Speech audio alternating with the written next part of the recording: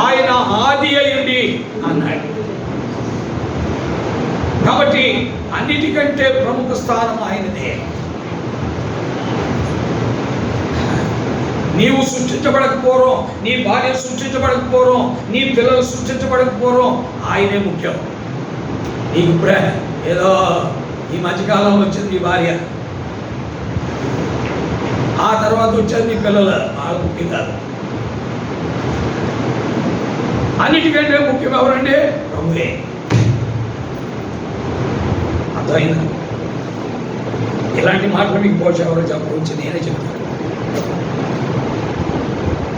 అందుకే నన్ను చాలామంది తిట్టుకోకూడదు, ఏదైనా ఏం పని పాటలు నువ్వే చెప్తాను అంటే మనం మరి అలా జీవించాలి, అది ప్రాముఖ్యం. ఎందుకంటే నా భార్య నాతో ఉండకముందు, నా పిల్లలు నాతో ఉండకముందు, నా తల్లిదండ్రులు నాతో ఉండకముందు, నాకు అందరికంటే ముందు ఎవరు? ఆయనే. అవునా? కాబట్టి ప్రథమ స్థానం ఎవరికి ఇవ్వాలి? ఇప్పుడు నువ్వేం చేస్తున్నావు? అయ్యబ్బా సిస్టర్ లేవలేదండి కదా, పైగా సిస్టర్ లేవలేదండి కదా, సిస్టర్ కొద్దిగా బలహీనరాలు, అందుకే సిస్టర్కి నేనే వెన్నీళ్ళు కాసిస్తాను, నేనే కాపుడాలు పెడతాను, అందుకే ఆలస్యమైనా. మంచిది, దేవుడు తప్పకుండా ఈ వల్లే నీ భార్యని ఏం చేయమన్నాడు? ప్రేమించమన్న నిజమే. అయితే అన్నిటికంటే ప్రధానమైనది, ప్రాముఖ్యమైన ఆజ్ఞంటి నీ దేవుడైన ప్రభువును పూర్ణ హృదయంతో, పూర్ణ ఆత్మతో, పూర్ణ శక్తితో, పూర్ణ బలంతో ప్రేమించవలనది ఆజ్ఞలన్నిటిలో ప్రధానమైనది. అవునా కదా? మనం ఏమన్నా వాక్యానికి వేరుగా చెప్తున్నావా?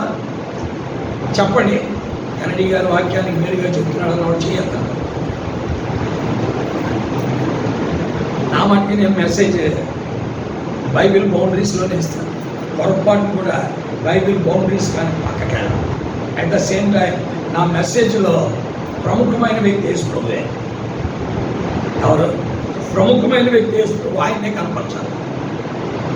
ఆయనకి నా మెసేజ్లో ఖ్యాతి రావాలి. చెప్పే నాకు రాకూడదు, ఈయనే మీకు కూడా రాకూడదు. పిల్లల కాబట్టి ప్రభువుకి మొట్టమొదటి స్థానం ఇవ్వాలి. కాబట్టి నీ జీవితంలో అన్నిటికంటే ప్రముఖుడు ఎవరండి? ప్రభువే. అన్నిటికంటే ప్రముఖుడు ఎవరు? ప్రభువే. ఎందుకంటే ఆది అందు దేవుడు భూమి ఆకాశంలో అంటే నీవు ఇంకా సృష్టించబడకపోవడం, ఆ భూమిని సృష్టించిన తర్వాత నిన్ను ఎన్నో దినాలు సృష్టించాడు? 6వ దినం. ఎంత టైం ఉంది గ్యాప్?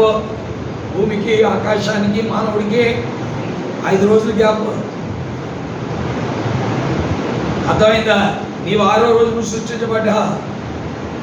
భూమి మొదలు సృష్టించబడింది, అందుకని భూదేవికి మొక్కుతావా? మొక్కకూడదు. ఆకాశానికి మొక్కుతావా? మొక్కకూడదు. సూర్యుడికి మొక్కుతావా? మొక్కకూడదు. చంద్రుడికి మొక్కుతావా? మొక్కకూడదు. వేప చెట్టుకు మొక్కుతావా? మొక్కకూడదు. ఉగాది రోజుకి వేప చెట్టుకి ఎక్కువ మొక్కుతారు. ఉగాది రోజున ఎక్కువ భాగం మొక్కేది ఎవరికంటే వేప చెట్టుకే. ఎందుకు మొక్కుతారంటే ఆ వేప పచ్చడి తింటారు. ఆ వేప పచ్చడి ఎందుకు చేదుగా ఉంటుంది? కొద్దిగా ఆ చేదు సంవత్సరానికి ఒకసారి లోపలికి పంపిస్తే షుగర్ కంప్లీట్ రాకుండా ప్యాంక్రియాస్ బాగా వర్క్ చేస్తుంది. క్లోమ గ్రంథి చూసారు లోపల. ఈ క్లోమ గ్రంథి బాగా పనిచేయాలంటే చేదు లోపలికి, ఆ చేదు లోపలికి వెళ్ళినటువంటి షుగర్ కంట్రోల్లో. అందుకొరకు పెద్దలు ఏం చేశారంటే ఉగాదని పెట్టి వేప పచ్చడి తినడం బాగుంది. నాకు పొద్దున్న ఒకరు డబ్బాడు వేప పచ్చడి ఇచ్చాను. నేను బయలుదేరేటప్పటికే మా కార్పొరేటర్ ఏం చేసింటే సార్ ఆగుతానన్నా. అయ్యా ఇది తీసుకోండి సార్ అని నేను నాకు డబ్బా ఇచ్చిన ఫోటో కూడా తీసుకున్నాను.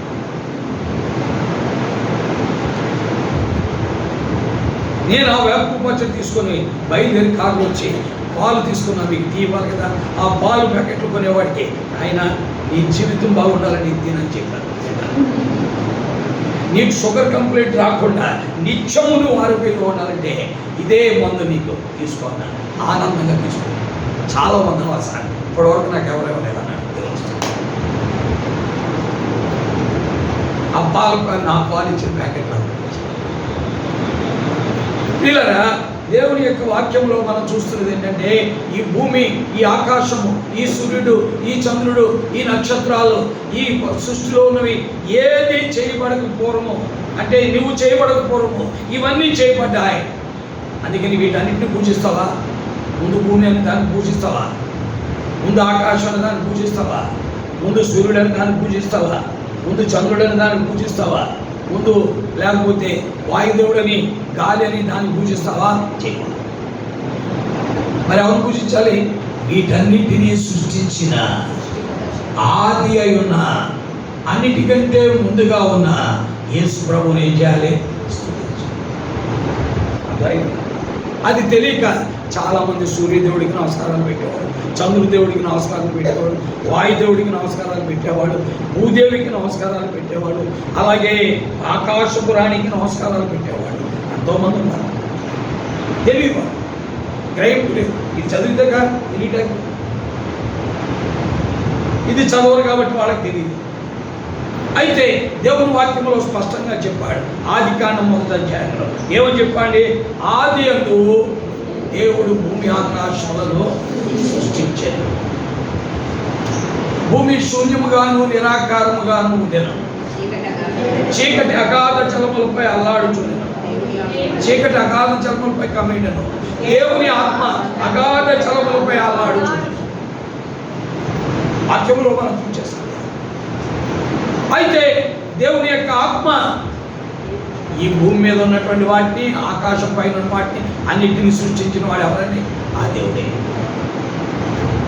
ఇప్పటికీ ఒక అద్భుతమైనటువంటి సత్యం ఏంటంటే, ఈనాడు ప్రపంచంలో ఉన్న వ్యక్తి, ఏ వ్యక్తి అయినా, చదువు ఉన్నవాడైనా చదువు లేనివాడైనా కూర్చొని కనుక ఆ సూర్యుడు ఆకాశంలో ఎలా ఉంటున్నాడు అనేది ఆలోచిస్తే వేసుకుంటూ నమ్మేస్తాడు. ఎందుకంటే సూర్యుడు ఎలా కనపడతాడు? మీరు చూస్తే ఎలా కనపడతాడండి? ఒక బంతిలా కనపడతాడు, అవునా కదా, రౌండ్గా. చంద్రుడు ఎలా కనపడతాడు? ఒక బంతిలా కనపడతాడు.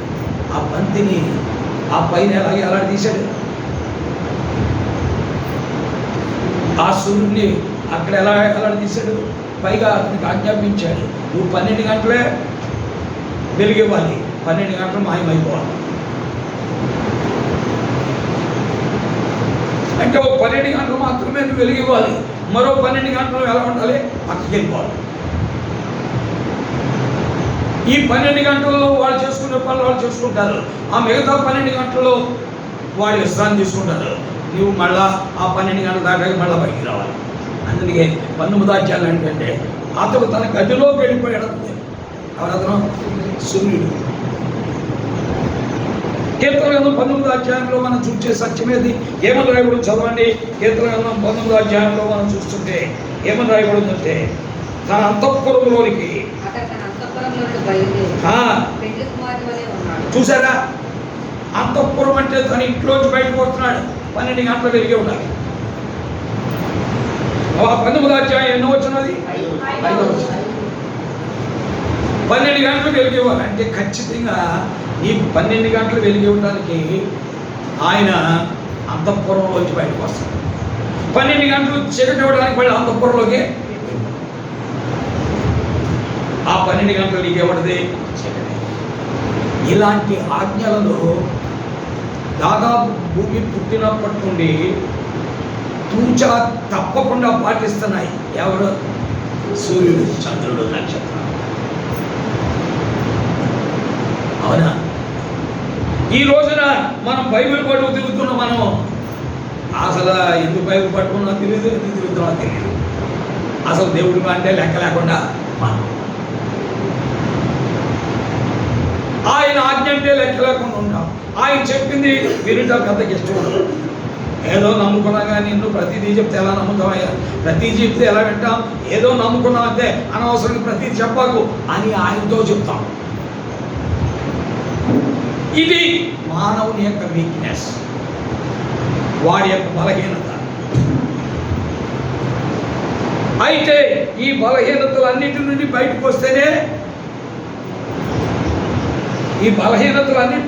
వస్తేనే, ఎవరిని కలుసుకోగలడు? ప్రభు. ఎందుకంటే క్రీస్తు స్వరూపము మీ అందు ఏర్పడి వరకు నాకు ప్రసవ వేదన.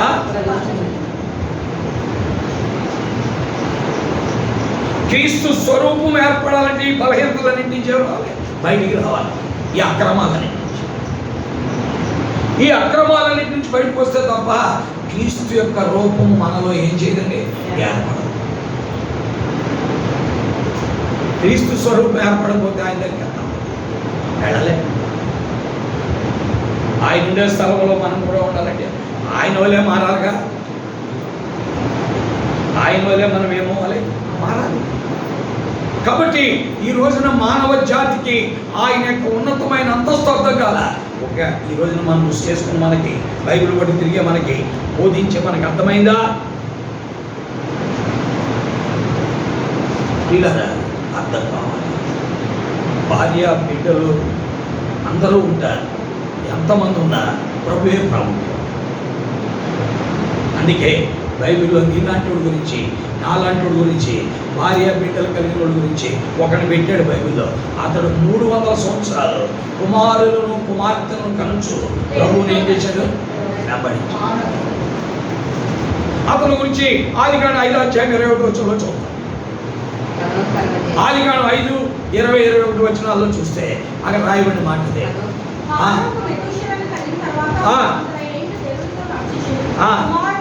300 ఏండ్లు దేవునితో నడుచుచు కుమారులను కుమార్తెలను కనిన. అయ్యా, సిస్టర్ గుంట్లో బాగోలేదని ప్రభుకి ఎప్పుడు చెప్పరా? అమ్మాయి గుంట్లో బాగోలేదని ప్రభుకి ఎప్పుడు చెప్పరా? అబ్బాయి గుంట్లో బాగోలేదని ప్రభుకి ఎప్పుడు చెప్పరా? ఏమయ్యారు, ఏంటి ఆయన ఆలస్యం వచ్చాంటే, ప్రభువా కొడుకు కూతురు ఇద్దరు నిద్ర లేవలేదు తండ్రి, వాళ్ళు లేచే వరకు కనిపెట్టుకుని అప్పుడు మీ దగ్గరికి వచ్చానని ఈ రోజు చెప్పాలి. నేనైతే చెప్తాను అని నేను ఇలాంటి వాడి నాలాంటి వాడి గురించి అక్కడ రాశాను. అతనికి భార్య ఉంది, అతనికి బిడ్డలు ఉన్నారు, అతను కుమారులు కుమార్తెలు అంటున్నాడు, కానీ ఎవరితో నడుతున్నాడు అంటే ఆదియందు దేవుడు భూమి ఆకాశం సృష్టించాడు కాబట్టి మొదటి స్థానం అయిందే. మొదటి స్థానం అవదే అయింది, ఆయనకే ప్రథమ స్థానం. ఇలా ఇది చాలా ప్రాముఖ్యమైన సంగతి. మనం చేయాలి, దీన్ని చేయాలంటే కంకణం కట్టుకోవాలి, తీర్మానం చేసుకోవాలి. కంకణం కట్టుకొని తీర్మానం చేసుకున్నారు. ఇప్పుడు ఆ తమిళ బ్రదర్ ఫోన్ చేశాడు, తెలియజేశాడు తెలియదు నావండి. కాబట్టి మేము ప్రతిరోజు ఆ బ్యాతనీలో ఉదయం 5కి 4:30 లేచి నడుపుతుంటే పక్కన ఉన్నటువంటి తమిళ బ్రదర్ ఒక ఆయన తమిళే, ఆయన వాకింగ్ చేయడం ప్రారంభించారు. మా మనసు అంతకుముందు లేదు, మనిషి చిక్కిపోయాడు ఈ వాకింగ్లో, కొత్త గిట్ట తగ్గిపోయి.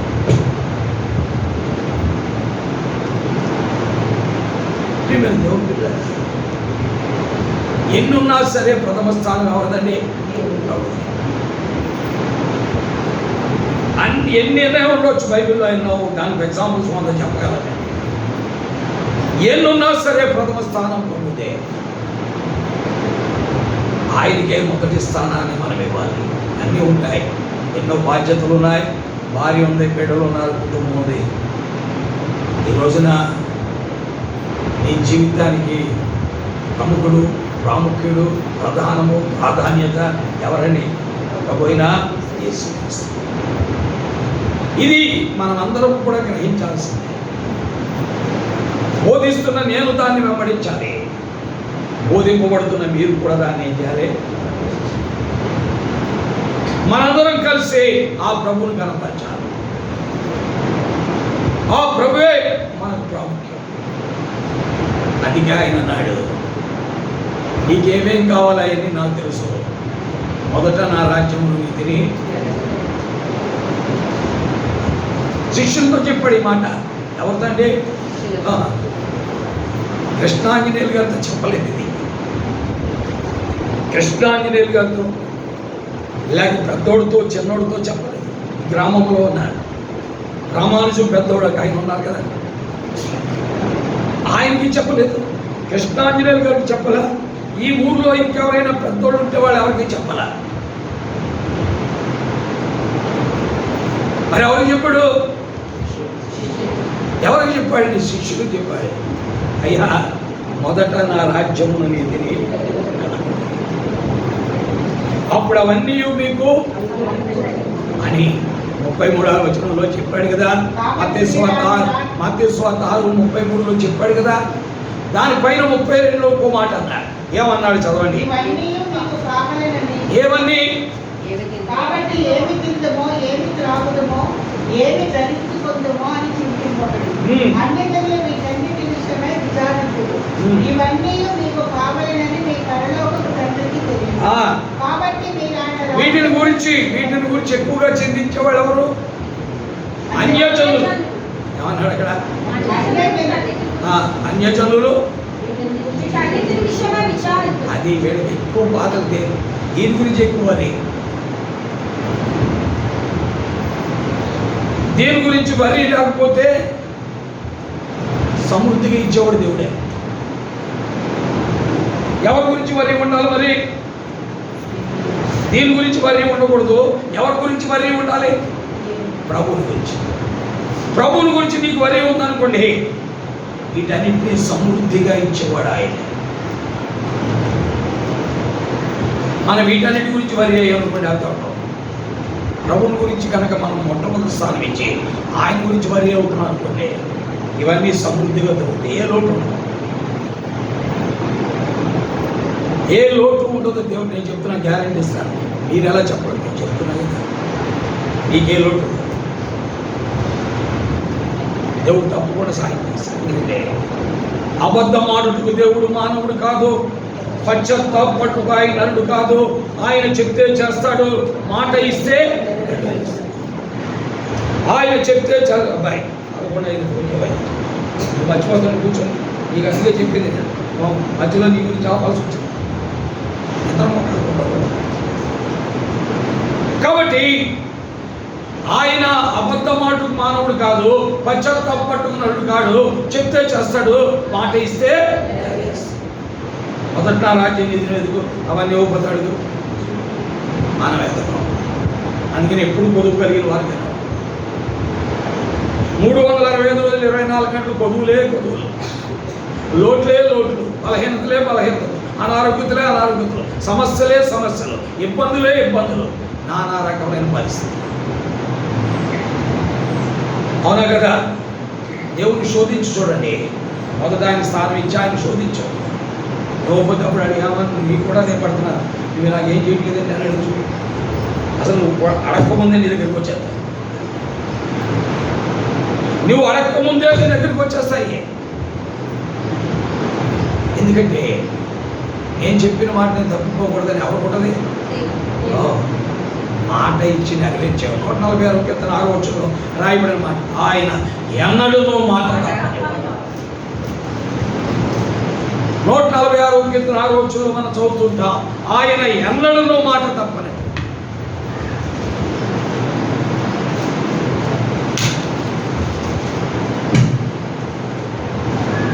కాబట్టి దేవుని వాక్యం ఏంటున్న ప్రియులారా, ఆయన ఎన్నడూ మాట తప్పనటువంటి దేవుడు.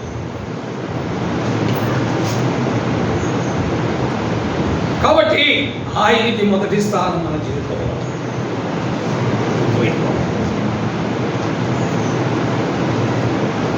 నేను వచ్చేటప్పుడు చదివాను నిన్న, ఈరోజు వర్తమానం ఏం చెప్పాలి అంటే, ప్రభు నా దగ్గరికి తెచ్చింది ఆదియందు దేవుడు భూమి ఆకాశం సృష్టించాడు.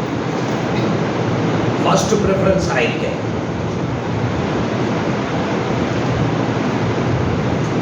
మొదటి స్థానం ఆయనకే. నేను చదువుకున్నది అదే. బైబిల్ తీయడంతో నాకు దేవుడు ఇచ్చిన వర్తమానం. ఆదియందు దేవుడు కాబట్టి పిల్లల్లో కానీ, యవనస్తుల్లో కానీ, పెద్దల్లో కానీ, తల్లిదండ్రుల్లో కానీ, వృద్ధుల్లో కానీ, మధ్య వయస్కుల్లో కానీ అదే పదం. ఆయనకే మొదటిస్తా, ఆయనకే మొదటిస్తా. అందుకే నేను ఎప్పుడు చెప్తూ ఉంటాను, నీవు సున్నా, ఆయన ఒకటే అని చెప్తాను. ఇప్పుడు మానవులందరూ మనం అందరం సున్నాలండి, ఆయన ఒకటి. ఎవరు ఒకటే? ప్రవేశిస్తారు. సున్నాకి విలువ రావాలంటే ఒకటి పక్కన ఉండాల్సిందే. మొదట ఏమేయాలి? ఒకటి వేయాలి. ఆ తర్వాత ఏమేయాలి? సున్నా వేయాలి. అంతేగాని మొదట సున్నా వేసి ఆ తర్వాత ఒకటి వేసి అనుకోండి, సున్నాకి విలువ లేదు. ఉందా? మనం శూన్యం, మనం సున్నాలతో సమానం. మొదట ఎవరు? ప్రభువే. నంబర్ 1 ప్రభువే. ఒకటి మొదటే. ఆ తర్వాత నువ్వు సున్నా చుట్టుకో, అప్పుడు నీ విలువ ఏమవుతుంది? పెరుగుతుంది. ఒకవేళ నువ్వు సున్నా పెట్టి ఆ తర్వాత ఒకటే సార్ నీ జీవితం ఎప్పుడూ సున్నాగానే ఉంటుంది. మన జీవితం ఎప్పుడు శూన్యంగా ఉంటుంది. ఎప్పుడు నువ్వు సున్నాకి మొదటి స్థానం ఇచ్చి ఒకటికి 2వ స్థానం ఇస్తావు, అప్పుడు నీ జీవితం ఎప్పుడు కూడా సున్నాగానే ఉండిపోతుంది. ఒకటి అయిన ప్రభువైన యేసుక్రీస్తు వారికి మొదటి స్థానం ఇచ్చినప్పుడు దాని ప్రక్కన నీ ఉంటే సున్నాగా, ఒకటి ప్రక్కన సున్నాగా నీ ఉంటే నీకేం పెరుగుతుంది? విలువ. కాబట్టి ఆయన ప్రారంభం, ఆయనకే మొదటి స్థానం, ఆయనకే అన్నిటిలో మొదటి స్థానం. అందుకని 17వ వచనంలో ఏమంటే, ఆయనకి అన్నిటిలో ప్రాముఖ్యము కలుగు నిమిత్తము ఆయన ఆది ఉండి సంఘముని శరీరమునకు ఆయన శిరస్సు అయినాడు అని కొలస్సీ 1:17లో మనం చదువుతాం. 17:18లో మనం చదువుతుంటే ఏమన్నాయంటే, ఏమన్నాడు చదువు? కొలస్సీ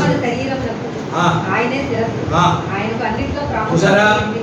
సంఘముని శరీరమునకు ఆయనే శిరస్సు, ఆయనకు అన్నిటిలో ప్రాముఖ్యము కలుగు నిమిత్తం ఆయన ఆది అయి ఉండి ఆయన మృతులలో నుండి లేచుట్లో.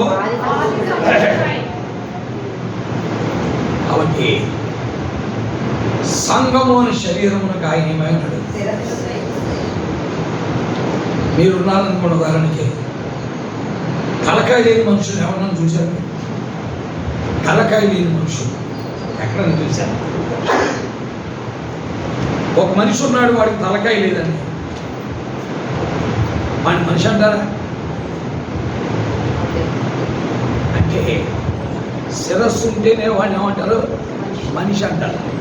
వాడికి శిరస్సు లేదు, వాడిని ఏమని గుర్తించాలి? కోల్ముఖం ఉంది, అతను శుభాకర్. వెడల్పోయిన ముఖం ఉంది, అతడేమో విక్రమ్. ముఖాన్ని బట్టి మనం ఆ వ్యక్తిని ఏం చేద్దాం? బాగా రౌండ్ ఫేస్గా ఉన్నాడు, అతడు అక్కినే నాగేశ్వరం. కోలముఖం ఉంది, ఇతను నందమూరి తారక రామారావు. అంటే తలకాయని బట్టి వాడిని ఏం చేస్తాం మనం? గుర్తిస్తాం. అసలు తలకాయ లేదనుకోండి, వాడి గుర్తింపు ఉందా? అలాగే నీకు ప్రభువైన యేసుక్రీస్తు వారి శిరస్సు కాకపోతే నీకు అసలు గుర్తింపే లేదు. ఉందా? You don't have any recognition unless Christ is your head. క్రీస్తు నీ శిరస్సు కాకపోతే నీకు అసలు గుర్తింపే లేదు.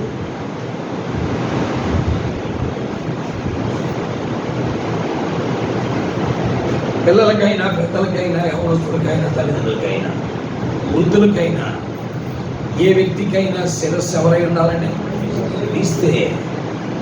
క్రీస్తే సంఘములకు ఏమైనా శిరస్సు. క్రీస్తే సంఘములకు శిరస్సు. అసలు ఈరోజు నేనేమనుకున్నానంటే 11 గంటలు 12 గంటలు అలాగ వచ్చేవాడికి అసలు భోజనం పెట్టకూడదు. 12 గంటల తర్వాత వచ్చేవాడికి అసలు పెట్టకూడదు. అట్లా నిర్ణయించుకొని బయలుదేరి. కానీ మళ్ళీ అనిపించింది, ఎందుకులే మనం పోతే పోతున్నా పెట్టబోతున్నా అట్లా 60 రూపాయలు పోతుంది. అంటే ఇన్ని తీర్మానాలు వదిలే రాస్తాను అని మరలా నాలో నేనే నిర్ణయాలు చేస్తాను. ఎందుకు అంటే దానివల్ల కలిసి వచ్చేది ఏంటి మనకి? వాడు విసుకుపోవచ్చు, వాడు ఏమైనా ఆఫ్టర్ 60 రూపాయలు నేను లెక్క అంటే నేను బయట తింటాను, వెంటనే వెళ్ళి 150 రూపాయలు ఇట్టి మరి చికెన్ బిర్యానీ కొనేసుకుంటాను, తినేస్తాను. అవునా? అప్పుడు మళ్ళీ నేనే అనుకున్నాను అసలు కొద్దిగా మనకి అది కనుక చెప్పాం, దేవుడు వెంబడించు. కాబట్టి పిల్లరా, మనకు శిరస్సు ఎవరై ఉండాలి అంటే మన ఆలోచనలు, మన తలంపులు, మన యొక్క కోరికలు, మన యొక్క ఉద్దేశాలు, మన నిర్ణయాలు, వీటన్నిటిని కంట్రోల్ చేసేవాడు ఎవరు?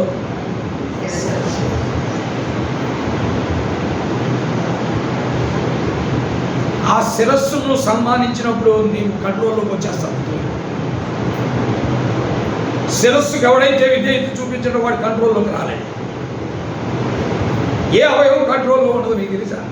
శిరస్సు యొక్క స్వాధీనంలో ఈ శరీరంలో అవయవాలు లేకపోతే నోట్లోంచి మాట్లాడదు, చూడలేవు, వినలేవు, అసలు నడవలేవు, చేతులు పైకి లేవలేవు. ఎందుకంటే every organ is under the control of head. అందుకనే అన్నిటికంటే విలువైన ఆరోగ్యం ఇక్కడే ఉండాలి. ఇది చాలా ఆరోగ్యవంతంగా ఉండాలి. ఇది ఆరోగ్యవంతంగా ఉందనుకోండి, టాయిలెట్ బాగుంటుంది, టాయిలెట్లోకి నీళ్ళు వస్తాయి, బాత్రూంలోకి నీళ్ళు వస్తాయి, కిచెన్లోకి నీళ్ళు వస్తాయి, ఇంట్లోకి నీళ్ళు వస్తాయి, బట్టలు ఉతుక్కోవడానికి నీళ్ళు వస్తాయి. ఓవర్ హెడ్ ట్యాంక్ బాగోలేదు అనుకోండి, ఏమవుతుంది? దెబ్బతింటా. అందుకే over head tank always healthy. అవునా కదా? అందుకే ఈ శిరస్సు బాగా ఆరోగ్యంగా ఉండాలి. ఈ శిరస్సు ఆరోగ్యంగా ఉండడానికి రోజు కనీసం ఒక 5 జీడిపప్పులు తినమంటారు, ఒక 2 వాల్నట్ తినమంటారు, ఒక 3 వచ్చేసి మరి ఆల్మండ్స్ తినండి అంటారు. ఏది? భౌతికమైన శిరస్సు, యేసు ప్రభు కాదు. ఈ భౌతికమైన శిరస్సులో ఈ యొక్క శరీరం అంతా యాక్టివ్గా ఉండాలంటే వీటన్నిటిగా అవి పెట్టాలి. అప్పుడు యాక్టివ్గా. అలాగే ప్రభు అయిన యేసుక్రీస్తు వారు నీకు శిరస్సు అయితే, ఆయన కంట్రోల్లో నీవు ఉంటే, నీవు ఆయన కొరకు బ్రతకాలి అంటే ఇలారా ఆయన చేతిలో నీవు ఎప్పుడు ఆయన శిరసత్వం కింద అనుకుంటాల్సి. ఆయన శిరసత్వం కింద ఉన్నటువంటి వాడు ఏమైపోతా అంటే వాక్యంలో రాయబడి ఉంది. ఎక్కడ రాయబడి ఉంది చెప్పండి? ఆయన శిరసత్వం కింద ఉన్నటువంటి వాడు ఏమైపోతాడో వాక్యంలో రాయబడి ఉంది. ఎవరైనా చెప్తారా? ఆయన శిరసత్వంలో ఉన్నవాడు ఏమంటే వాడు జీవములో నుండి వేరుపారి వ్యర్థతను అనుసరిస్తాడని కొలస్సీ 4:18 చదవండి. ఏం రాయబడదు? కొలస్సీలకు రాసిన పత్రిక 4:18 వచ్చిన ముందు 15-16 కూడా చదువు, అప్పుడు నీకు అర్థమవుతుంది. 16 4:16 కొలస్సీ 4:16 సారీ, కొలస్సీ కాదు, ఐఎమ్ సారీ, ఎఫెస్సీ 4:16. ఐఎమ్ సారీ, నేను పొరపాటు చెప్పాను. అంటే నేను కొలస్సీ గురించి మాట్లాడాను.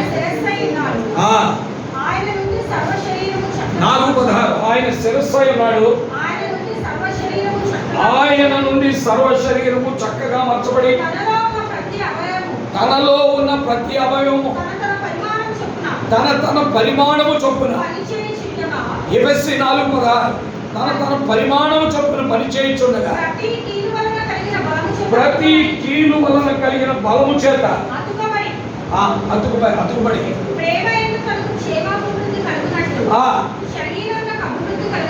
అబ్బో అంటే శిరస్సుకు లోపడితే నువ్వు ఆత్మీయంగా ఉంటావు. అందుకే 17వ వచనంలో అన్నాడు, అన్యజనులు నడుచుకున్నట్లుగా నీ రీతి మీద నడుచుకోవాలని నీ గురించి సాక్ష్యం ఇచ్చున్నాను అన్నాడు. 17వ వచనం చదువు.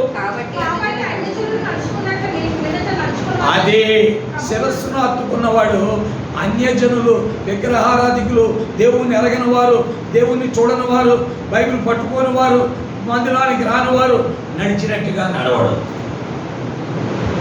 శిరస్సును హత్తుకున్నవాడు వాళ్ళ నడిచినట్టుగా, బైబిల్ అంటే తెలియని వారు, విగ్రహాలు, మరి మందిరానికి రాని వారు, దేవుని మార్గం అంటే ఏంటి ఎరగని వారు, వాళ్ళ వల్లే వీడు ప్రవర్తించాడు.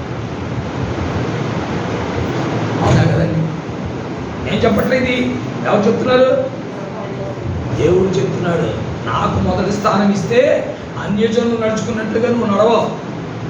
నాకు మొదటి స్థానం ఇవ్వలేదనుకోండి, ఆడు చేసినట్టుగా నువ్వు చేస్తావు,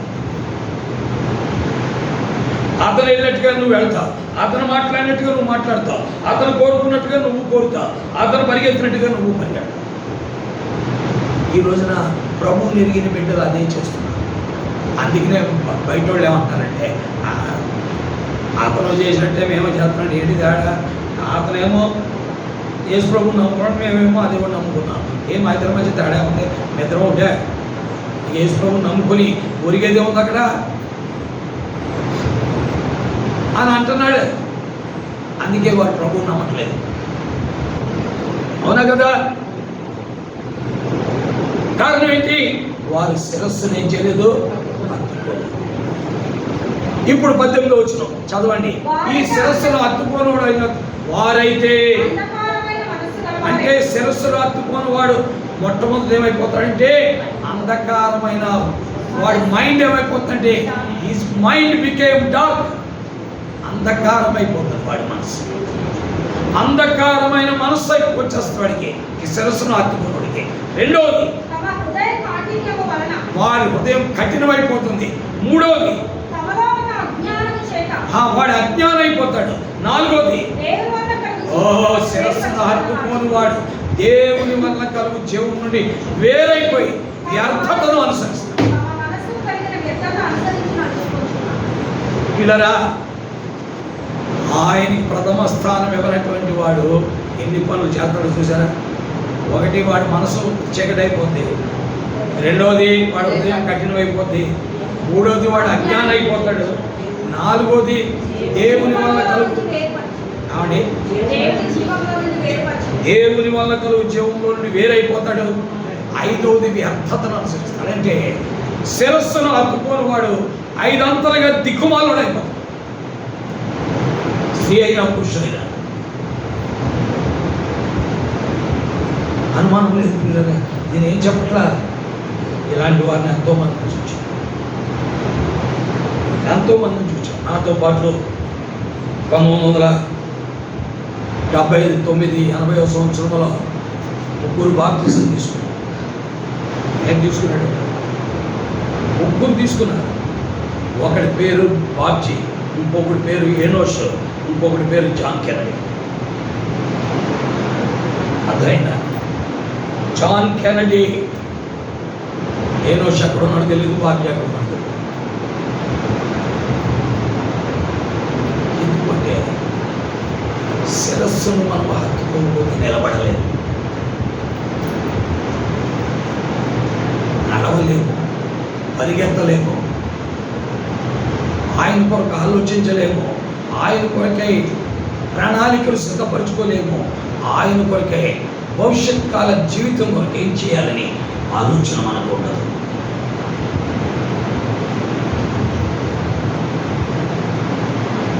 ప్రియమైన దేవుని బిడ్డలారా, ఆలోచించుకున్నాను. అర్థమైందా?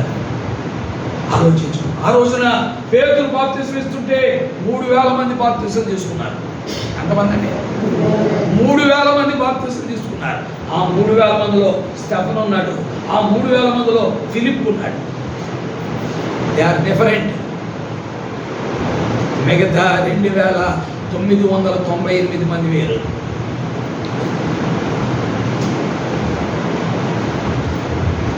ఈ స్టెఫెను దేవుని వల్ల కలిగే జీవంలో నిలిచిపోయాడు. ఫిలిప్పు దేవుని వల్ల కలిగే జీవంలో నిలిచిపోయాడు. అందుకే సమరయ గ్రామంలో సువార్త ప్రకటిస్తున్నాడు ఫిలిప్పు. స్టెఫెన్ ఆయన కొరకు ఆత్మసాక్ష్యం. నేను ధ్యానం చేస్తున్నప్పుడు వాక్యంలో అనిపించింది, స్టెఫెన్ ఎప్పుడు బాప్తిసం తీసుకుంటాడు. ఎందుకంటే స్టెఫెన్ గురించి మీకు 6వ అధ్యాయంలో తెలుసు. బాప్తిసాలు ఇచ్చింది ఎక్కడ? 2వ అధ్యాయం. బాప్తిసాలు ఇచ్చింది అక్కడ 2 అధ్యాయాలు పేతురు ఇచ్చాడు. అతనైనా ఈ పేతురు ఇచ్చిన బాప్తిసాల్లో స్టెఫను ఉన్నాడు, ఫిలిప్ ఉన్నాడు, మిగతా వాళ్ళు లేరా? కానీ స్టెఫను, ఫిలిప్ శిరస్సును హత్తుకున్నారు. ఎవరు హత్తుకున్నారండి? శిరస్సును హత్తుకున్నారు. అందుకే స్టెఫన్ నా ప్రభు కొరకై రక్తము చిందిస్తాడు. ఫిలిప్పు నా ప్రభు చెప్పినట్టుగా నేను వెళ్ళిపోతాను. అందుకే సమరాయి గ్రామంలో అద్భుతాలు జరుగుతుంటే సడన్ గా ఫోన్ చేసి ప్రభు అన్నాడు, నువ్వు వెంటనే ఏం చేయాలి? ఆ యొక్క దమస్కు మార్గంలో, యెరూషలేము మార్గంలో ఆ నపుంసకుని పట్టుకోవాలి. శిరస్సును హత్తుకున్న ఫిలిప్పు పరుగును పడింది. ఈ రోజున అలాగన అయ్యా నువ్వు పలానా చోటుకి వెళ్ళంటే వెళ్ళేవాడు లేడు, దేవుని సేవలో ఎక్కివించేవాడు లేడు. ఒక ఆయన అడిగకపోయిన ఆదివారం, అయ్యా మీరు పలానా చోటకి పరిచయకి వెళ్ళాలంటే పని వాళ్ళందరినీ మానిపించాను. ఆయన సహాయం చేసి పని వాళ్ళందరినీ మానిపించాను. పని అంత భారం అయిపోతే అసలు రెస్ట్ ఉండట్లేదు. ఏమనుకోదు, నేను వెళ్ళలేను, ఎవరన్నా చూడండి, నేను వెళ్ళలేను, ఎవరన్నా చూడండి, ఎవరు పెట్టుకోమనండి నా పని. నీకేమో తక్కువ? ఏ 15 ఎకరాల పొలం ఉంది, మరి దాదాపు 10 లక్షలు ఆదాయం కలిగిన కొడుకున్నాడు, ఎన్నో ఆస్తులు ఉన్నాయి, అంతస్తులు ఉన్నాయి, అక్కడ మేళ్ళు, ఇక్కడ మేళ్ళు, అక్కడ పొలాలు, ఇక్కడ ఇళ్ళు, స్థలాలు ఉన్నాయి. ఇలా శిరస్సును హత్తుకున్న వాడు వ్యర్థతను అనుసరిస్తున్నాడు. అతడు మనలాంటివాడే, బైబిల్ కూడా తిరుగుతాడు, ప్రార్థనకు వస్తాడు, అని ప్రముఖమైన వ్యక్తిగా ఉంటాడు. పేర్లనే చెప్పండి. అలాంటి వాళ్ళు ఎంతమంది లేరు వాటి సంఘంలో? ఎంతమంది లేరు? ప్రియమైన దేవుని వాక్యం వింటున్న ప్రియులారా, దేవుని కొరకై నువ్వు బ్రతకాలంటే శిరస్సును వేయాలి, అర్థమవ్వాలి. ఆది అందు దేవుడు భూమి ఆకాశంలో సృష్టించిన, అందుకే ఆయన మొదటి స్థానం ఇవ్వాలి. నీ జీవితం యావత్తు మొదటి స్థానం ఆయనకే. ఆయనకి నువ్వు మొదటి స్థానం ఇవ్వని రోజున నీ జీవితంలో ఎన్ని కలవరాలు, ఎన్ని రకాల సమస్యలు, జీవితంలో నెమ్మది లేని పరిస్థితులు, అశాంతితో కూడిన పరిస్థితులు, ఈ బ్రతికెందుకు అని ఆత్మహత్య చేసుకోవాలని విశ్వాసం కూడా ఉన్నారు. కానీ చేసుకోకూడదు. ఏదో రకంగా ఎలాగే బతుకుతాం, దేవుని శాపాన్ని అనుభవిస్తామని అలాగే జీవితాలు గడిపేవాళ్ళు కూడా లేకపోలేదు. ప్రియమైన దేవుని వాక్యం వింటున్న ప్రియులారా, ఒకవేళ అలాంటి వారిలో నీవు ఉంటే సరి చేసుకో. ప్రభు దగ్గర క్షమాపణ కోరు. నీకు మొదటి స్థానం ఇవ్వనందువల్లే, నీకు ప్రథమ స్థానం ఇవ్వనందువల్లే, నేను హత్తుకోనందువల్లే, శిరస్సును హత్తుకోనందువల్లే ఎన్నో సమస్యలు గురైపోయాను. ఈ రోజున మానసికంగా, శారీరకంగా ఒత్తిడికి గురైపోయాను. ఎన్నో రకాలైన దెబ్బతిరిగిపోయాను. తండ్రి నన్ను కనికరించి క్షమించు, ఈ కొరకై మరలా మంత్రపరచు.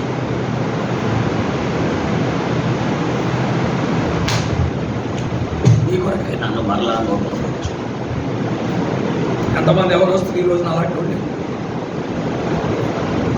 ప్రియమైన దేవుని ఎంతోమంది కేవలం వారి చిన్న వయసులో ప్రభువును హత్తుకోనందువల్ల, ఆ శిరస్సుకు అప్పగించుకున్నందువల్ల ఎన్నో బాధలు, కష్టాలు, నష్టాలు, ఏడవబడుతూ మనసు నెమ్మది లేని పరిస్థితులు, వారిని బట్టి తల్లిదండ్రులకు కూడా మనసు నెమ్మది లేని పరిస్థితి ఎంతోమందిని మనం చూస్తాం.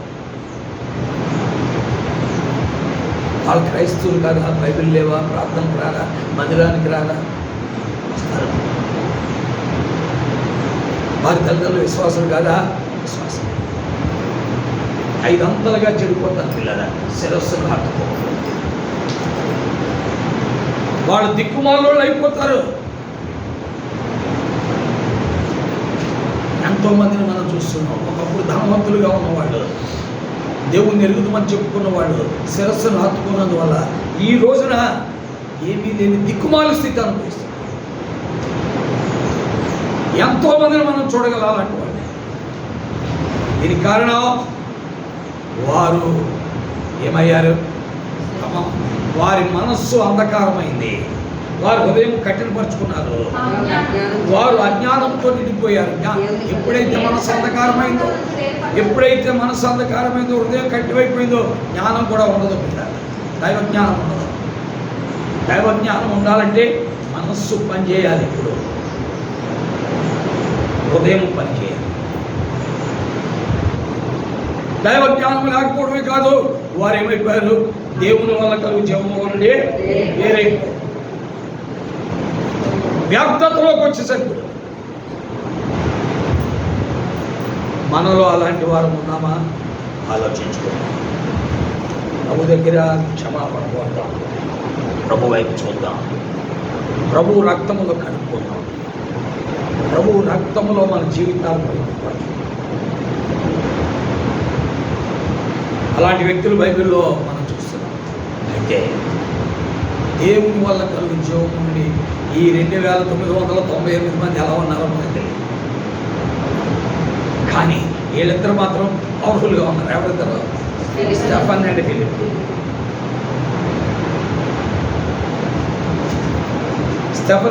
స్టెఫను ఫిలిప్తో పాటు ఇంకొక 5గురిని ఆ రోజుల్లో సంఘంలో సంఘ పెద్దలుగా పెట్టారు. ఆ 5గురికి చరిత్ర లేదు. మీరు వాటి గురించి ఆరాధ్యాయం అపోస్తుల కార్యాలలో చూస్తారు. ఒకసారి చూపిస్తాను, చూడండి.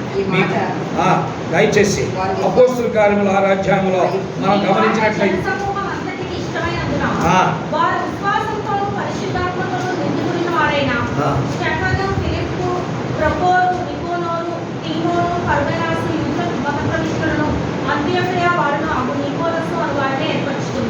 వారిని అపోస్తుల ఎదుట నిలబెట్టి మీరు ప్రార్థన చేసి వారి మీద చేతులు. ఎందుకంటే మనం అందరి మీద చేతులు నుంచి ప్రార్థన చేస్తాం. అసలు ఏదో అస్తవిక్షేపడతాం. ఎవడు ప్రభు కొరకు బతుకుతాడో మనకు తెలియదు.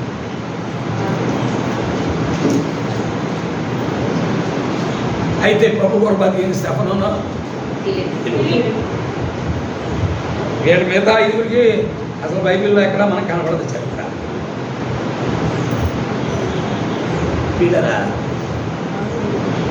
అందుకే క్రీస్తే మనకేమై ఉండాలి? శిరస్సు అంటే అండి మొదట స్థానం ఆయనకై. ఎందుకంటే ఆయన ఆది ఉన్నవాడు, అన్నిటికంటే ముందుగా ఉన్నవాడు.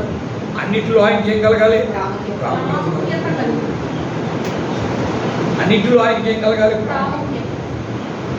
అన్నిటిలో ప్రాముఖ్యత అంటే నీ విద్యలో ఆయనకే ప్రథమ స్థానం, ఉద్యోగంలో ఆయనకే ప్రథమ స్థానం, వ్యాపారంలో ఆయనకే ప్రథమ స్థానం, నీ యొక్క చేతి పనులు ఆయనకే ప్రథమ స్థానం. అంతేకాదు నీ ఇంటి పనిలో ప్రథమ స్థానం, నీ యొక్క భవిష్యత్తు పెళ్ళి వచ్చింది, పెళ్లిలో కూడా ఆయనకే ప్రథమ స్థానం. నాకు రంభ ఓరసి మానకు కావాలంటే పోతుంది, విశ్వామిత్రుడు చెప్పినట్టు చెప్పిపోతుంది. అర్థమైందా? రంభ ఓరసి మేనకు కావాలనుకున్నా అనుకోండి, విశ్వామిత్రుడు ఏమయ్యాడు? అలాగే ప్రతి దానిలో కూడా క్రీస్తుకి ఏమి ఇవ్వాలండి? ఇస్తే నీ జీవితం సంతోషంగా ఉంటుంది, కంగారు పడవు. నీవు ప్రభు మహిమాత్రమే జీవిస్తావు. నీవు ఆయన ప్రథమ స్థానం ఇవ్వవు. కానీ నాకు ఈ సంవత్సరం 31వ తారీఖు రాత్రి వాగ్దానం వచ్చాడు దేవుడు. ఏమి ఇచ్చాడు బాబు అని అడిగాను. అతను అన్నాడు, నువ్వు తలగా ఉంటావు కానీ తోకగా ఉంటావు. కానీ నువ్వు ఎప్పుడు తోకగానే ఉన్నావు, కారణం ఏంటయ్యా? ఎప్పుడైనా ఆలోచించావు అని. నువ్వు ఎప్పుడు తోకగానే ఉంటున్నావు, తలగా ఉండట్లేదు, కారణం ఏంటి? ఎప్పుడైనా ఆలోచించావా?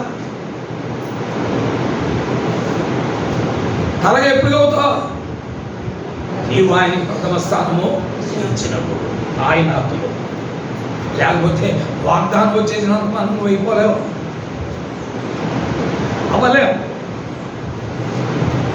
వ్యాకరణాల్లో ఉంది కదా 20వ అధ్యాయంలో మనం అది ఉపదేశకాండం 1వ అధ్యాయంలో చదువుతున్నాం. 14 వచనాల్లో నువ్వు తలగా ఉంటావు కదా తోకగా ఉండవు.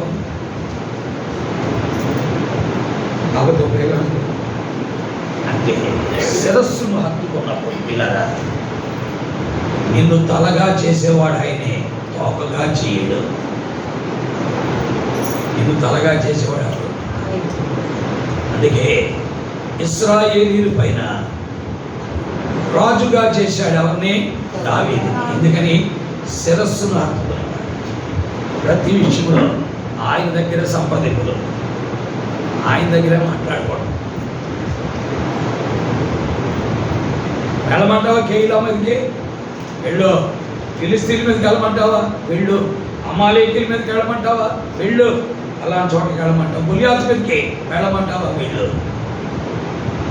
సంప్రదింపులు. శిరస్సును హత్తుకున్న వ్యక్తి ఎప్పుడూ నష్టపోడు. ఏ రోజైతే శిరస్సును హత్తుకోవో ఆ రోజే దిగజారిపోతాం. అందుకే 2వ సమూయేలు 11వ అధ్యాయంలో దిగజారిపోయాడు. కారణం ఏంటంటే శిరస్సును హత్తుకోలేదు. అందుకే 2వ సమూయేలు 11వ అధ్యాయంలో దిగజారిపోయిన స్థితి ఏర్పడింది అతనికి. శిరస్సును హత్తుకున్న వాడైతే అందరూ యుద్ధానికి వెళ్తే అతను కూడా యుద్ధానికి వెళ్ళిపోవాలి. ఎవడు నిన్ను టెర్రస్ మీదకి వెళ్ళి చూడమన్నాడు? అసలు నీకు ఎవడు చెప్పాడు? ఇలా అందుకే దిగజారిపోయేసి ఏ రోజైతే శిరస్సును హత్తుకొని దినం ఆ నెల ఇప్పుడు 78 రోజులు అయిపోయింది. అవునా?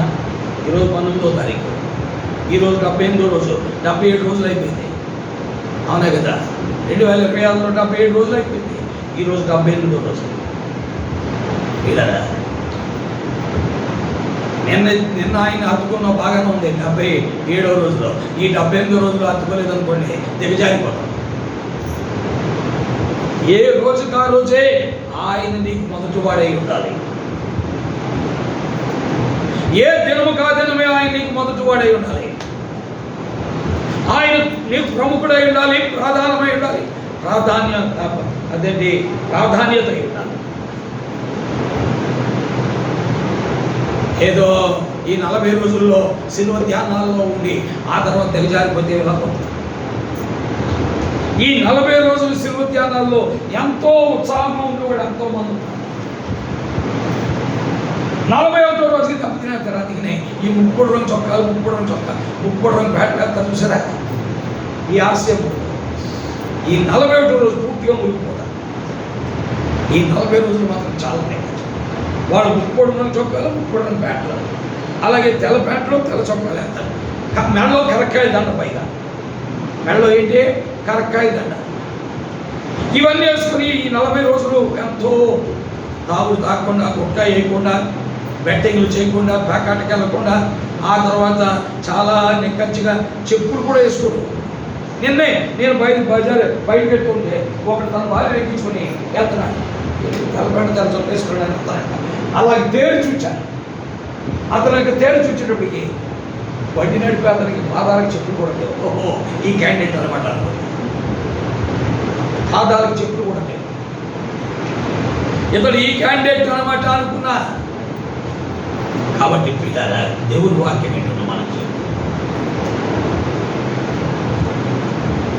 నీవు ప్రభువుని వెంబడించకపోతే ఎన్ని రకాల రంగులు మార్చినా, వాళ్ళేమో నల్ల ప్యాంటు నల్ల చొక్కాలు వేస్తున్నారు, నల్ల లుంగీలు నల్ల కండువాలు వేసుకుంటున్నారు. అలాగే పసుపు రంగు కండువాలు, పసుపు రంగు లుంగీలు వేస్తారు. అలాగే మరి ఆ యొక్క ఎరుపు రంగు లుంగీలు, ఎరుపు రంగు చొక్కాలు వేస్తారు. నీవేం చేస్తున్నావు? తెల్ల ప్యాంట్లు, తెల్ల చొక్కాలు వేస్తున్నావు. 30 రంగు చొక్కాలు, 30 రంగు ప్యాంట్లు, మెడలో కరకాయలు అన్నారు.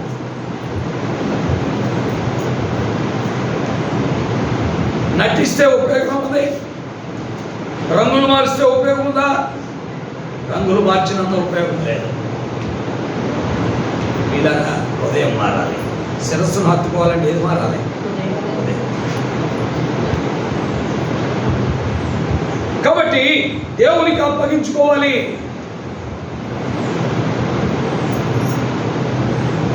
ఈ రోజున మన జీవితాల్లో అది జరగనందువల్ల ఎన్నో కలతలు, కలవరాలు. మొన్నటి దినంలో ఒకరు వచ్చారు నా దగ్గరికి. వందనాలండి అయ్యారు, చాలా సంతోషం, మిమ్మల్ని చూడటానికి దేవుడు ఎంత అవకాశం ఇచ్చారు, మంచిది అంతా చెప్పిన తర్వాత ఆయన ఎన్నో విషయాలు మాతో మాట్లాడుతుంటారు. ఆఖరిని అన్నాడు, మీ దగ్గరికి వచ్చేవాడు ఒకరు కూడా యథార్థవంతులు లేరని అందరూ వేస్తారు అన్నాడు. మీరున్నప్పుడే ఉంటారు, చాలా భక్తి కనపరుస్తారు. మీరున్నప్పుడు ఎంతో అద్భుతమైన రీతిలో కనబడతారు. నటన ఎక్కువ ఉంది మీ సంఘంలో అన్నాడు అతన్ని నేనేం తిట్టలేదు. ఇలాంటి మాట ఎందుకు చెప్తున్నాను? ఎట్లా ప్రభువా సత్యం బయలుపరిచినందుకు పొందనాలు. నేను చూస్తే నాకు కనపడదు, అప్పుడు చూస్తేనే కనపడదు. అతని ద్వారా ఈనాడు సంఘం ఏ స్థితిలో ఉందనేది తెలియజేశాను. వారు బాగుపడేటట్లు చేయి, మారేటట్లు చేయి, వారిలో ఈ కృత్రిమమైన జీవితం లేకుండా చేయి, యథార్థమైన జీవితం. ప్రభుని అడిగింది, కాకేం చేయబడదు. మీరున్నప్పుడే అలా ఉంటారు, కానీ మీరు పక్కకు అడిగి వాళ్ళ సంగతి మీ ఫోటో తీసి చూపిస్తాను అన్నాడు పైగా. వదిలేని పోవాలి. ఇంకా దేవుడు ఇదిగా సాక్ష్యం మంచిదా? అలాంటి సాక్ష్యం మంచిదా? కాబట్టి అప్పుడు అనిపించింది ఈ సాక్ష్యానికి కారణం ఒకటే బాబు వారిని ప్రథమ స్థానం ప్రభుత్వం ఇవ్వలేదు.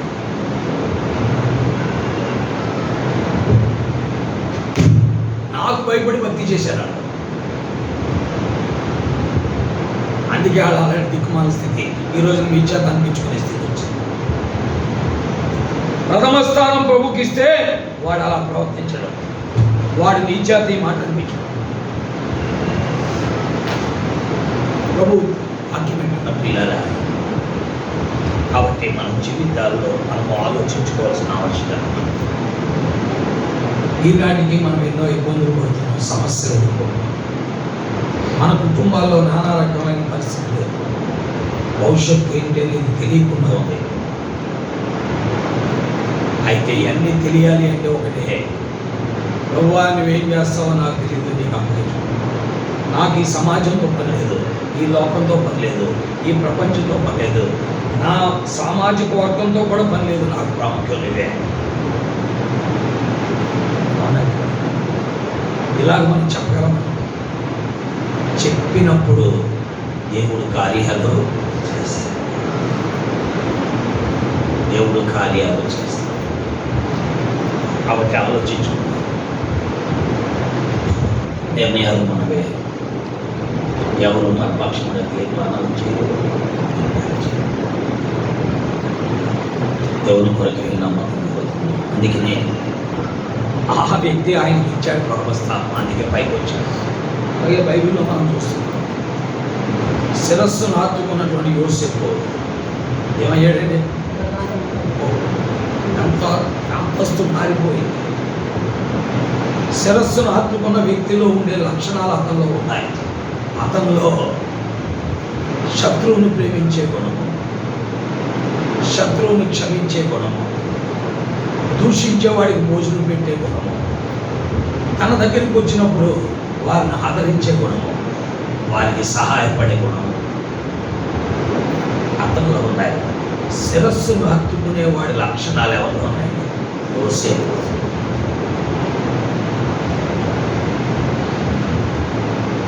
అందుకని వాళ్ళ అన్నదమ్ముడు కొట్టుకోళ్ళు, తిట్టినోళ్ళు, గోతులు వేసిన వాళ్ళు చివరికి చంపేద్దాం అనుకున్నారు. చంపేద్దాం అనుకుంటే యోగ అడ్డుపడేది, చంపొద్దురా బాబు ఆ గొర్రె పిల్లని చెప్పి ఆయన గోతులు వేసాడు అని చెప్తే గోతులు వేశారు. వీళ్ళందరూ వచ్చారు ఒకరోజు, వీళ్ళందరూ వచ్చారు. అప్పుడేమన్నా అయ్యా గోవిందోడును వధించాడు, అతనికి ఇంటి దగ్గర భోజనం పెట్టు, ఆయన వాళ్ళకి కావాల్సిన చేయి, సమృద్ధిగా చూడని పన్నోడిని పిలిచి చెప్పాడు. పన్నోడిని పిలిచి చెప్పాడు, ఎవరిని కొట్టినోడిని, గోతులో వేసినోడిని, తిట్టినోడిని అన్న. మళ్ళా నాన్నగారి దగ్గరికి వచ్చి అబద్ధాలు ఆడాడు. ఏమన్నాడు? అయ్యా ఏదో క్రూరంలో వచ్చి నీ కొడుకుని చంపేశాయి, ఇదిగో చొక్కా చూడు అన్నాడు. ఇలాంటి అబద్ధికులాడు, దుర్మార్గుడు, మోసగాడు, పనికి మారవాడు. కదా వారిని చేర్చుకొని భోజనం పెట్టాడు, క్షమించాడు, ఆదరించాడు, ఆదుకున్నాడు, మేలు చేశాడు, సహాయం.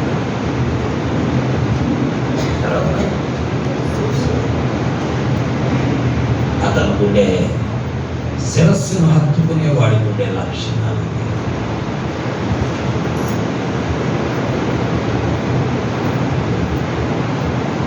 ప్రియమైన దేవుని వాక్యం ఇలాంటి లక్షణాలను కలిగి ఉన్నావు. శిరస్సును హత్తుకున్నటువంటి వాడికి ఉన్న లక్షణాలు చూసాం.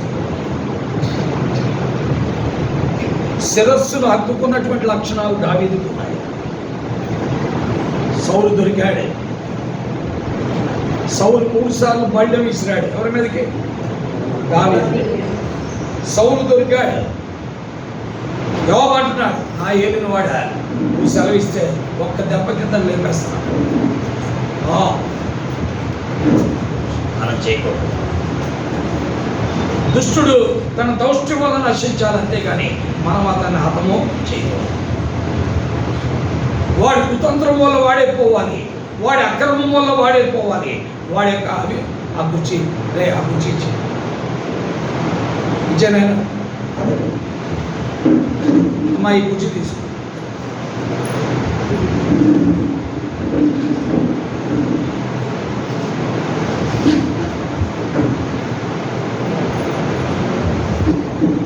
కాబట్టి వాడి కింద కూర్చోలే నేను పాపం పెద్దవాడు లేయాను అరుణ సహోదరు వాడు పెద్ద వయసు. వాళ్ళు అనుకుంటారు ఈ కుర్రవాడు అంటూ ఉంటున్నాడు. నేను 4 గంటల పెద్దవాడు, నేను 4 వీళ్ళ. కాబట్టి దేవుని యొక్క వాక్య ప్రకారం మనం చూస్తున్న సత్యమైందంటే ఇలాంటి వ్యక్తి దొరికితే యోబు అన్నాడు, నా ఏలినవాడు, నువ్వు సెలవిస్తే ఇతన్ని నా వీటికి ఒక దెబ్బకి లెక్కేస్తాను. దుష్టుడు తన దౌష్ట్యం వల్ల ఏమైపోవాలి అంటే శత్రువు దొరికినప్పుడు, తనను చంపుతాననుకున్నవాడు దొరికినప్పుడు, తనను హతమార్చాలనుకున్నవాడు దొరికినప్పుడు శిరస్సును హత్తుకున్నవాడు ఎలాంటి ప్రవర్తన కలిగి ఉంటాడనేది వాక్యంలో చూస్తాం. కాబట్టి ఆయనకే ప్రథమ స్థానం, ఆయనకే ముఖ్య స్థానము, ఆయనకే మొదటి స్థానము, ఆయనకే అన్ని విషయాలు. ఏ రోజైతే నువ్వు శిరస్సును హత్తుకోవో ఆ రోజే పతనమైపోతావు. పతనం అవ్వకుండా నిలిచిన వాడు దివారాత్రులు 365 రోజులు శిరస్సును హత్తుకున్న వ్యక్తి యోసేపు అయితే మధ్యలో ఒకనొక సమయంలో హత్తుకోనందువల్ల పతనమైపోయిన వాడే దావీదు. అతను 3 సార్లు పతనం అయిపోయాడు. ఒకసారి 2వ సమూయేలు 11వ అధ్యాయంలో, రెండవ సమూయేలు 24వ అధ్యాయంలో పతనమయ్యాడు. దేవుని వాక్యంలో మనం చూస్తున్నాం. 3వది ఉరియా విషయంలో పతనమయ్యాడు. ఏదది? మందసాన్ని తీసుకొచ్చి, మందసాన్ని ఎక్కడ తీసుకొచ్చాడు? 2 బండి మీద తీసుకొచ్చి, అవునా కదా, పాడి ఆవులతో మోయించి తీసుకొస్తుంటే అది అలా తేకూడదు. దావీదు ఉద్రేకపూర్వకమైన విశ్వాసంతో పనిచేశాడు. దేవుని ఆలోచనకు లోబడతాడు. అది జారిపోయి కింద పడుతుంది, సడన్గా మనోడు పడుతున్నాడు. ఎవరు? చచ్చిపోయాడు. నేనే పాట పాడతాను. ఉజ్జా మరణము ద్వారా దావీదుకి ఏమొచ్చింది? మారు మనసు వచ్చింది. అప్పుడు పాడాడు, విడువవు నన్నిక ఎన్నడైనను పడిపోకుండా కాయు రక్షక, విడువవు నన్నిక ఎన్నడైనను పడిపోకుండా కాయు రక్షక, పడిపోకుండా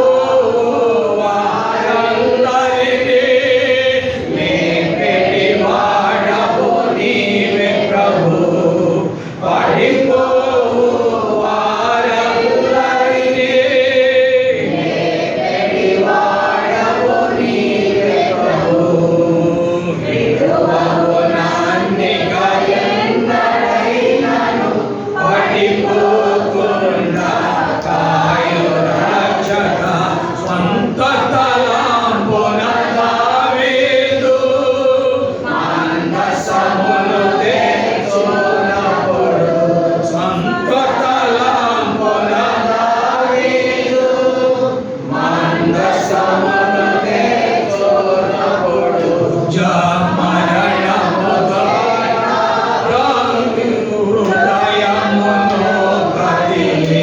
కదిలించితివి పూజా మరణము దావీదు హృదయములో కదిలించితివి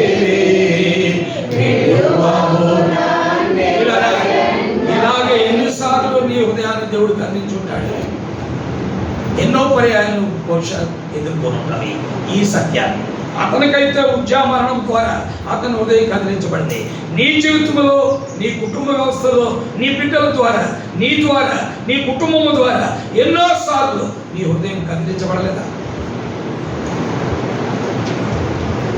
నీ ప్రవర్తన ద్వారా కదిలించబడలేదా? ఆలోచించు.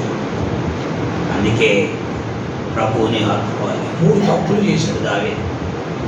2 సమయాలు 24 అధ్యాయం 1 రోజుల్లో చేశాడు. 2వ తప్పు 2 సమయాలు 11 అధ్యాయంలో చేశాడు.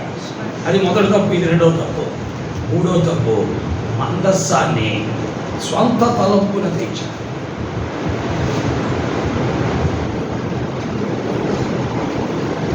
అయితే ప్రభువు దగ్గర క్షమాపణ కోరి మరలా శిరస్సును అత్తుకుంటే, శిరస్సు అన్నాడు ఇతడు నా హృదయానుసారుడు, ఇతడు నా ఉద్దేశములన్నీ. శిరస్సు పలికిన మాట అది ఏ సేవకుడు పలికిన మాట కాదు.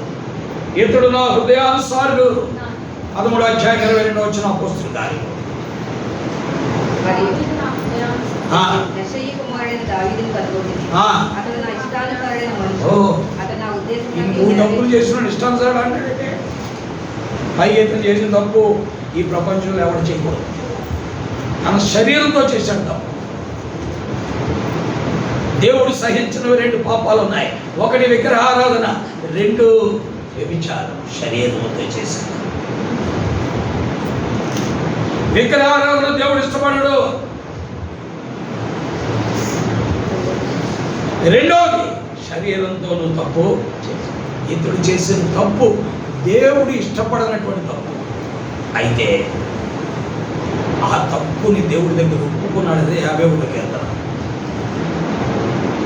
51వ కీర్తన అప్పుడే ఏడుస్తూ రాశాడు. ఎందుకంటే అతడు గాయకుడు. Is a composer of songs, is a singer. పాఠకుడు, పాటలు రాయగలిగిన వాడు. అప్పుడు ఏడుస్తూ రాశాడు, దేవా నన్ను కరుణించు, నా పాపం ఎల్లప్పుడూ నీ ఎదుట ఉంది, నేను దాన్ని కప్పుకొని ఉండలేను.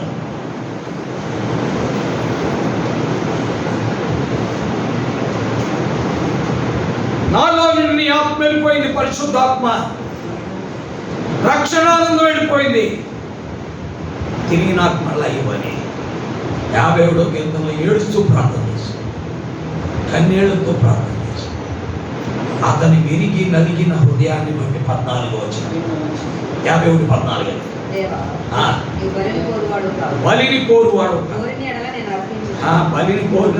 బలి అర్పించడానికి సిద్ధపడినాడు సౌలు. అందుకని పక్కకి ప్రభు బలులు కోరుకుంటాడా? లేదా మనం 10 భాగాలు చందా పెట్టిన డబ్బులు, లేకపోతే ప్రతి ఆదివారం కానుకలు ఇచ్చేస్తే దేవుడు ఇష్టపడ్డా? దేవుడు కోరుకునేది మన హృదయం, శిరస్సును హత్తుకోడు. సాధారణంగా మా లాంటి వాళ్ళు ఏం చేస్తారు? బాగా డబ్బులు ఇచ్చినోండి ఎక్కువ గౌరవిస్తాం, డబ్బులు ఇవ్వనోడు తక్కువ గౌరవిస్తాం. దేవుడు డబ్బులు ఇచ్చినోడిని గౌరవించడు, డబ్బులు తక్కువ ఇచ్చినోడిని కూడా గౌరవించడు. ఆయన గౌరవించేది ఎవడంటే పాపమును ఒప్పుకొని తన అక్రమాన్ని సరి చేసుకుని శిరస్సును హత్తుకున్న వాడిని గౌరవిస్తాడు. అందుకే దావీదున కాబట్టి 50,000 చందా పెట్టేసైతే ఆయన ఏమి గొప్పగా ఫీల్ అవుతాడు. వీడు 50,000 వేసినోడు శిరస్సును హత్తుకున్నాడా లేదా? ఒకడు ఏమి వేయలేదు, వాడు శిరస్సును హత్తుకొని ఉంటున్నాడు, వాడిని సన్మానిస్తాడు. అది దేవుడు చేసింది. పిల్లలు దేవుడు వాక్యం వింటున్న పిల్లారా, కాబట్టి మన జీవితాల్లో పరిశీలన, పరీక్ష మనకు అవసరం. కాబట్టి ప్రభు సన్నిధిలో ప్రార్థనలోకి వెళ్దాం. మన కుటుంబ వ్యవస్థలో ఆయన ప్రథమ స్థానం ఉందా? నీ వ్యక్తిగత జీవితంలో ఆయన ప్రథమ స్థానం ఉందా? నీ యొక్క దైనందిన జీవితంలో, నీ బిడ్డల జీవితంలో ఆయన ప్రథమ స్థానం ఉన్నదా? నీవు చేసే ప్రతి పనిలో ఆయన ప్రథమ స్థానం ఉన్నదా? నీ పని కంటే ప్రథమంగా ఆయన్నే నువ్వు గౌరవిస్తున్నావా? ఆలోచించు. అది నిజమైతే ప్రభువుని స్తోత్రించు. అది నిజం కాకపోతే ప్రభు పాదముల దగ్గర నీ తప్పిదములు ఒప్పుకొని క్షమాపణ కోరు. అడుక్కో, తప్పు లేదు. ప్రభు మనం విడిచిపెట్టేవాడు మాత్రము. ప్రభు మనం ఎప్పుడు వేడు. మా శక్తియు మా భక్తియు కాదు, ఇలాలో జీవించుట ప్రభువా. మా శక్తియు మా భక్తియు కాదు, ఇలాలో జీవించుట ప్రభువా. కొల్లగని ఆత్మను నాకినివి, హల్లెలూయా. కాబట్టి ఆయన కావాలి, కొల్లగా ఆయన ఆత్మ కావాలి, ఆయన్ని అత్తుకోవాలి. మన శక్తి, మన భక్తి ఆయనకి ముఖ్యము. ప్రతి శుక్రవారం సిస్టర్స్ గుడికి వచ్చేస్తున్నాను, అది పెద్ద లెక్క చేయడు. 40 రోజులు కూడికలకు వచ్చిన, అది కూడా పెద్ద లెక్క చేయడు. నీవు శిరస్సును హత్తుకున్నావా లేదా? ఇవన్నీ సమాజం చూచేవి, దేవుడు చూచేది ఒకటే, ఆయనను మనం హత్తుకున్నామా? ఇవి దేవునికి కనబడేది ఒకటి, సమాజం కనబడేది ఒకటి. సమాజానికి కనబడేది నిజమైన భక్తి కాదు, దేవుడికి కనబడేదే నిజమైన. కాబట్టి ఆలోచించుకుందాం, ప్రభు పాదాల దగ్గరికి చేద్దాం. ఆ ప్రభువు నేను విడిచిపెట్టేవాడు మాత్రము కాదు. అయితే నీకును ఆయనకు మధ్య ఉన్న సంగతులను సరి చేసుకొని ఆయన వెంబడించాలని మాత్రము ఆయన కోరుతున్నాడు. కాబట్టి మన వ్యక్తిగత, కుటుంబ, బిడ్డల దైనందిన సామాజిక జీవితంలో ఎప్పుడూ ప్రథమ స్థానం ఆయనకి ఉండాలి. ఆయనకి ప్రథమ స్థానం లేనివాడు 5 అంతలుగా పతనమైపోతాడు. ఒకటి, మనస్సు చీకటి అయిపోద్ది, హృదయం కఠినమైపోద్ది, కాబట్టి అజ్ఞానిగా మారిపోతాడు. దేవుని వల్ల జీవం ఉండదు వారికి. 5వది వ్యర్థతను. ఆలోచించుకుందాం. ప్రభు తన వాక్యము మనకు ఎప్పుడో తెచ్చి ఆయనను వెంబడించినట్లుగా, నిర్ణయాలు చేయనట్లుగా, ప్రభు కొరకే నమ్మకముగా బ్రతుకున్నట్లుగా, ప్రభు కొరకే ఆయన ఇష్టానుసారమైన జీవితానికి అప్పగించుకున్నట్లుగా దేవుని ఆత్మ మనందరికీ సహాయం చేయనుగాక. ఆమేన్. ప్రార్థిస్తున్నాం.